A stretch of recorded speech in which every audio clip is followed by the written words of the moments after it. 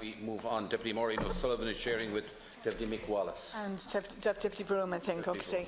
I want to start first of all by referring to a reply to a PQ that I got in mid-October about apprenticeships, and these were in relation to the hospitality area and the shortages there. And the reply told me that in 2015 there was an expert group set up on future skills who came up with findings and recommendations, one of which was to establish this National Oversight and Advisory Group. That was set up in 2016 for 2 years, and it identified 5 priority areas, including development of apprenticeships and an audit of courses. The report came on the audit and how to address the skill sets that were required by the sector and identify the gaps. 2 apprenticeships are now operational, a further 3 in development, and there's also been a restaurant and hospitality skill net established in 2017. And in the meantime, there is a shortage in the industry, despite what the Minister said earlier. And I go back to the old CERT courses that were run under the remit of Fáilte Ireland, and these were courses in a wide variety of areas, from accommodation to manager positions, with workplaces built in while training, and also opportunities, particularly at managerial level, for on-the-job training. And the industry, tourism and hospitality, was well staffed. So an initiative that was working well was disbanded, which led to a shortage, and in the meantime what we're getting is audits and reports and plans for the future. A second area that I came across, a number of contractors who were finding it difficult to get apprentices in the mechanical and engineering field.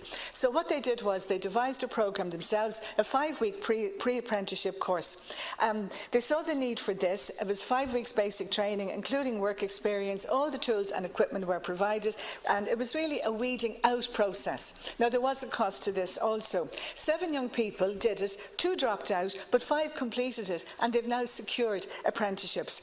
The person running the course was approved for training, parts of the course is certified, but the irony in that was one of the young people who was in homeless accommodation, his social protection payment was stopped because he wasn't available for work. And here he was doing a pre-apprenticeship course that could lead to a job which would be very well paid, and he was being penalised for that.